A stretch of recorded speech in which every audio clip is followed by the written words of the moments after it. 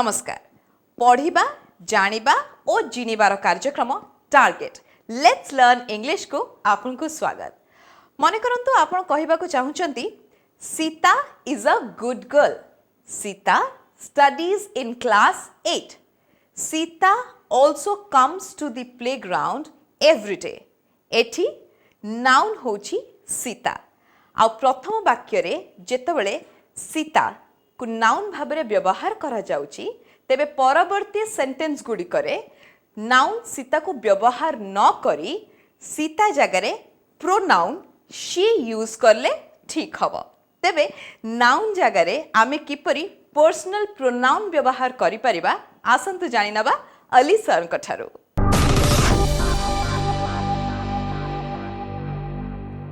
Hello viewers, I am back again, this time with pronoun. What is a pronoun? First of all, tell me, what is a pronoun? Pronoun is a word which is used in place of noun. Which is used in place of noun. Why it is required? We can use noun. What is the use of using pronoun? Because repetition of noun creates some sort of bore in the sentence, that the charm of the sentence is gone. If I am talking about, suppose a boy called Hari, and I say, Hari is a good boy, Hari studies in class 10, Hari comes to me every day. So, that repetition, sort of sounds very much irritative. It is, like irritation. So, to avoid that, we use pronoun. That means a word which is used in place of noun or instead of noun is a pronoun. So, pronoun also we have different type of pronouns, like first of all is your personal pronoun. Personal pronoun in the sense, whenever a word we are using in place of a person, so that is personal pronoun. So, personal pronoun are of three types. Three persons in personal pronoun, like first person, singular is I, plural is we, and then second person is you. Second person is singular you, plural also you. Third person, he, she, plural is they. So, whenever we are using a noun, noun means the name of a person and or name of a place. So, before repeating it, we can use pronoun. Say if that noun is a person, we can use a personal pronoun. It depends on what person it is. Then your reflexive or emphatic pronoun. Reflexive or emphatic pronoun. Reflexive and emphatic pronoun is what? When you add self to it, like yourself, myself.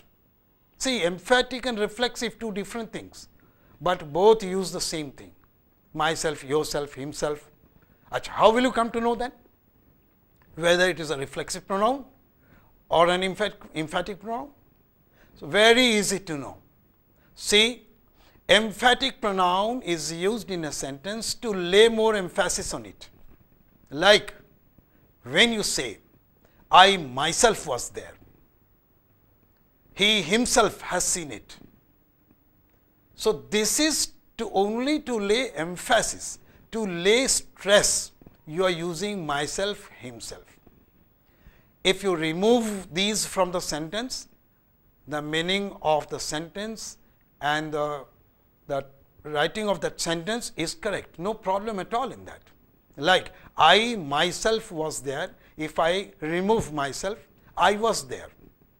Sentence is right. He himself has seen it. You remove himself, he has seen it.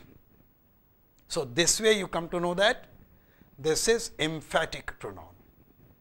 And in case of reflexive, you cannot remove it. If you remove it, meaning is not clear. Like, he hurt himself. He hurt himself. You take out himself, he hurt. Means he hurt whom? He hurt his friend or he hurt his brother. It's not clear.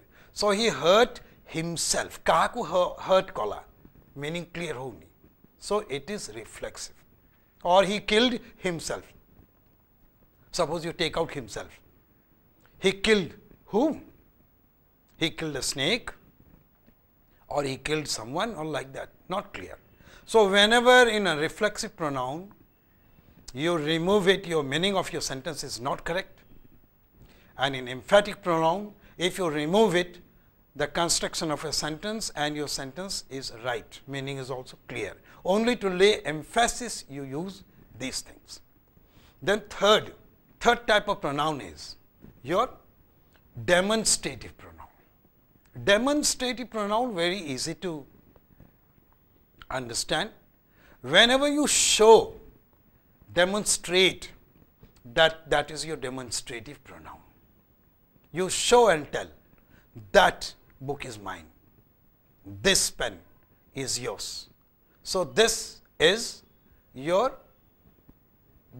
becomes your demonstrative. Demonstrative because you are showing and telling. Whatever you indicate, demonstrating, that is your demonstrative pronoun. Clear? Next is, let's see, next is indefinite pronoun.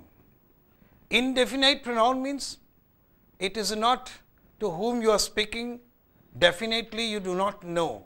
So we call it indefinite pronoun, like somebody, nobody, all. Whenever you use words like this in place of some persons, it is indefinite. And next to it is distributive.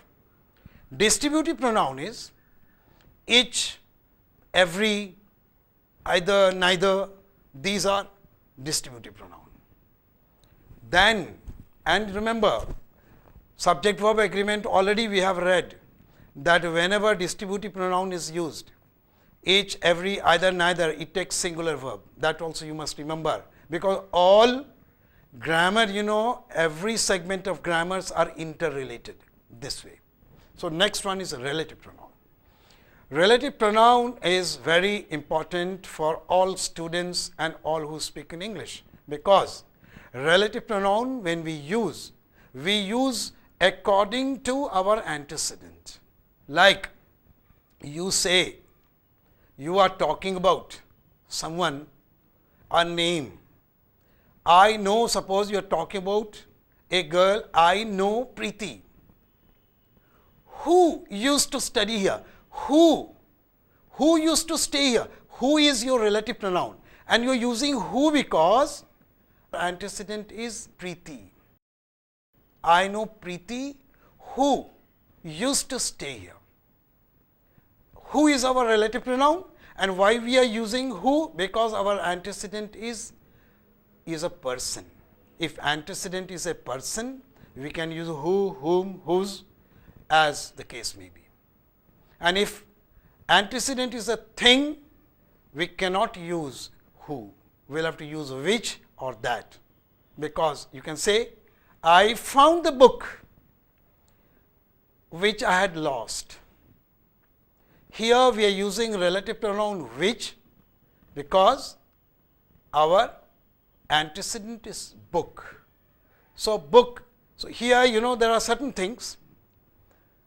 If antecedent is a person, we use who, whom, whose. If antecedent is a thing, we use which or that. Thing or animal, it is which or that. And if antecedent is plural, that is preferable. So this is a relative pronoun. And the same who, when it starts in a sentence, is interrogative pronoun. Like, whose book is this? Who has come here?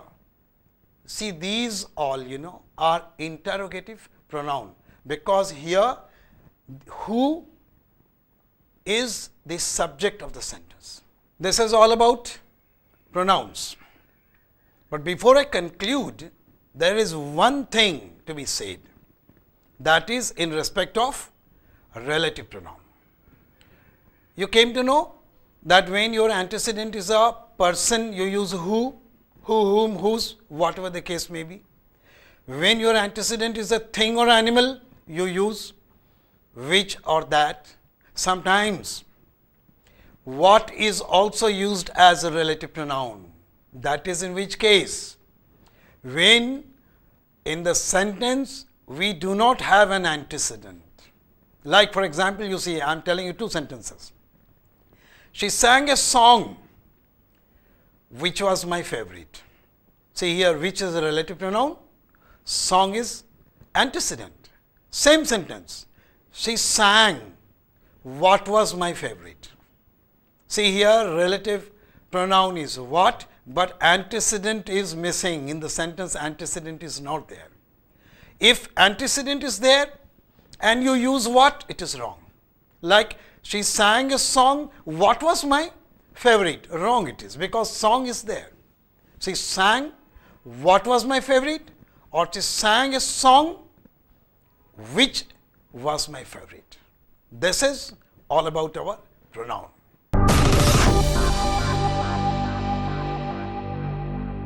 Break पर स्वागत target let's learn English कार्यक्रम को आपण तो बुझीगले केमिति noun रो व्यवहार बदल रे आमे प्रोनाउन व्यवहार करि परिबा ठीक सेमती दुईटी सेंटेंस को जोड़ीबा पई दरकार रिलेटिव प्रोनाउन एपटे बिहेवियर ऑफ प्रोनाउन टी कोन इंटरेस्टिंग लागो छी ना धरनिया तो म आपन गोटे एग्जांपल दोउची ए जेमती मु आउ आपण मिसी लेट्स लर्न इंग्लिश प्रोग्राम देखिबा एठी फर्स्ट पर्सन होची मु सेकेंड पर्सन आपण प्रथम वाक्यटी फर्स्ट पर्सन माने मु को नहीं आरंभ होइछि किंतु इंग्लिश रे एहार व्यतिक्रम हुए से व्यतिक्रम टी कोन आसंतु जानिनबा अली sir कथारु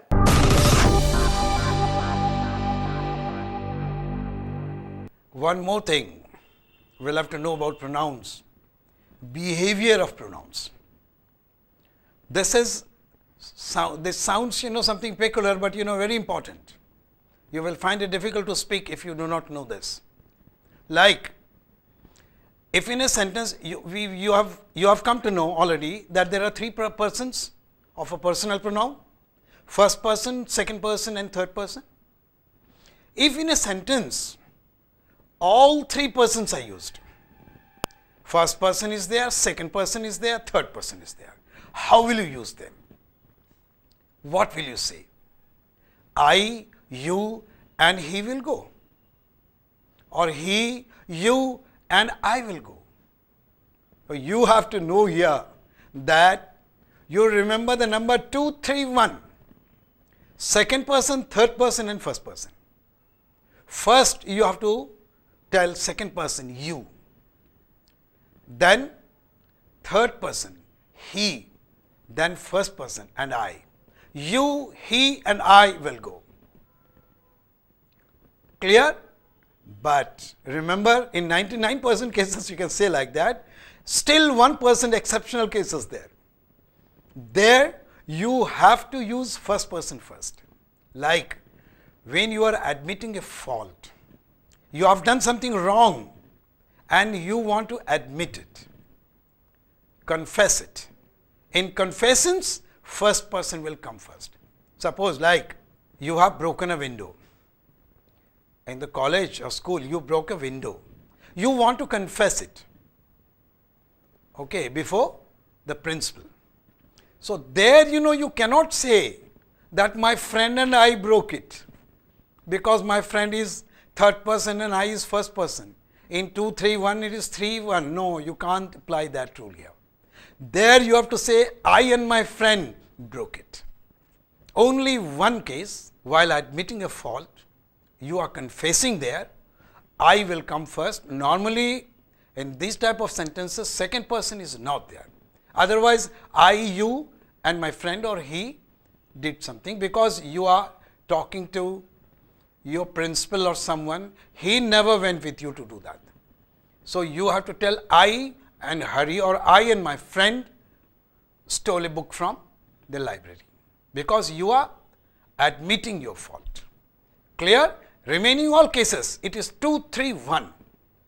That means you, he, and I. In place of he, you can use any name. You, Ram, and I. You, my friend, and I. Like that. Clear? So, this is all about your pronoun. Even behavior of pronoun is clear.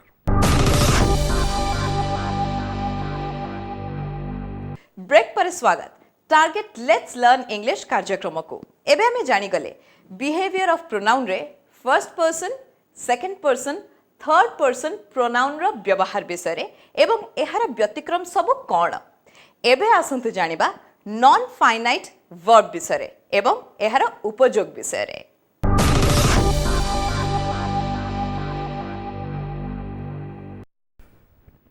Yes. Now we are going to read about non-finite verbs. Whatever we read so far, say in tense, subject verb agreement, active passive, reported speech, those all were finite verbs. Finite verb and non-finite verb is what? Real verb of the sentence is the finite verb.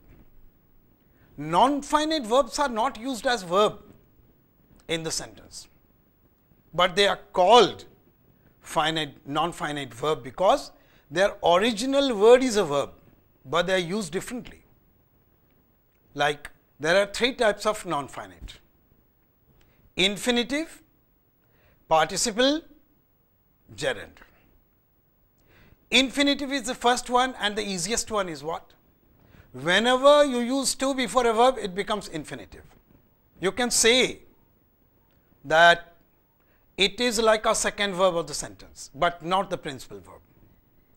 I want to go means want is the principal verb, to go is infinitive. And here we have to remember only one thing, that at some places we use bare infinitive. Bare infinitive in the sense, infinitive without to. In which cases we use that, we will have to know. Like certain verbs are there, like make, bid, let, watch, see. When these are the principal verb of the sentence, it will be followed by bare infinitive. You cannot use to. For example, you see, I want you to go home. Because your principal verb is want, we are using to go. I want you to go home. But when principal verb became, suppose watch, I watched you go home. You cannot say to go home, because watch is the principal verb. There are certain only some 10 or 12 verbs are there, like see, watch, bid, let, some more are there. If these are the principal verb, it will be followed by bare infinitive. If you use to, it becomes an error. Okay. Next is participle. Participle is what? Participle also there are three types of participles: present participle, past participle and perfect participle. But whenever we say participle, we mean actually present participle. In form of the verb, when used as an adjective, is called participle. Like for example, you see, when in form, how will you know it is a participle or a main verb, finite verb or this participle? Because when you say, I am going, or she is swimming, here going and swimming are verb, full-fledged verb, finite verb. But when this verb used without anything, like for example, she fell down playing. She fell down playing means playing is not a verb here, fell down is the verb, but it is qualifying she. So, it is serving the purpose of an adjective. In form of a verb, when it qualifies a noun, it is called participle. Clear? That means here adjective actually Adjective means the word which qualifies a noun is an adjective. Here, this is not an adjective, but playing. It is originally a verb, but it is playing the role of an adjective. So, it is called participle, present participle. Some grammar books also they mention it as verbal adjective, because originally it is a verb, but it is used as an adjective. So, present participle this is. Past participle also like that. So, present participle, how will you come to know it is a verb or a participle? Because if it is a verb, it will be used with some helping verb. Like she is playing is a verb, but she fell down playing is an participle. This is present participle. So, past participle, third form of the verb. Third form of the verb, suppose like broken. Broken, if you say, I have broken that glass. So, have broken. So, it is a verb. But if that broken is used with a noun, like broken window was replaced. So, here broken is not used with anything like has, have, had, nothing is there. And moreover, it is qualifying the noun window. So, here broken is past participle. When you say he broke that window or I have broken that window, it is a finite verb. But broken window was replaced, here broken is past participle, because it is qualifying the noun window. Then perfect participle. Perfect participle is what? When it is used with having. Having finished that work, he went to play. Having done his homework, he went to sleep. This is called perfect participle. That means third form of the verb used with having. Then it is perfect participle. So, participle, there are three types of participle: present participle, past participle and perfect participle. Then the third form, we will come next to the third form, that is, third form is gerund. So, that is first one of finite, non-finite verb is infinitive, then participle, then gerund. What is gerund? Gerund is also in form of a verb, but it serves the purpose of a noun. When you say she is swimming, swimming is a verb, finite verb, is swimming. But when you say swimming is a good exercise, swimming is playing the role of a noun here, subject.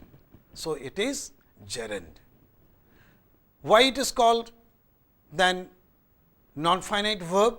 Because swim, originally swim is a verb, but here swimming word is used as a noun, subject of that sentence. So, swimming is a good exercise. Same, see, gerund can be used wherever noun is used, gerund can be used there. Where noun is used, it is used as subject of a sentence, it can be used as object of a sentence, it is used after a preposition. Like swimming is a good exercise, swimming is subject here. When swimming becomes object, swimming